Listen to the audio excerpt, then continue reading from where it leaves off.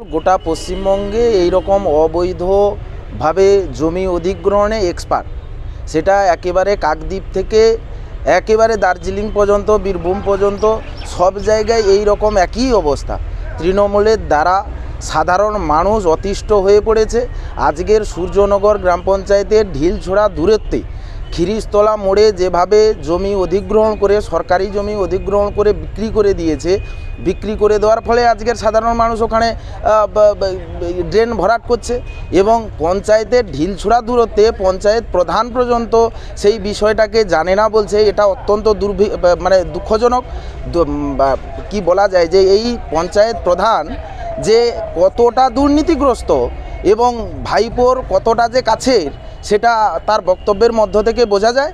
এবং গোটা পশ্চিমবঙ্গে যেভাবে তৃণমূল সাধারণ মানুষকে এইরকম জলে ডুবিয়ে মারার একটা পরিকল্পনা করেছে, আগামী বিধানসভা নির্বাচনে সেটা সাধারণ মানুষ যোগ্য জবাব দেবে।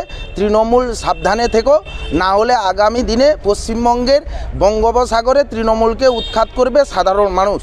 তাই একটাই কথা বলবো, এখনও সময় আছে, শুধরে যান, না হলে পাবলিকের মার কেওড়াতলা পার। কি নাম আপনার? আমার নাম শিবপ্রসাদ প্রামাণিক।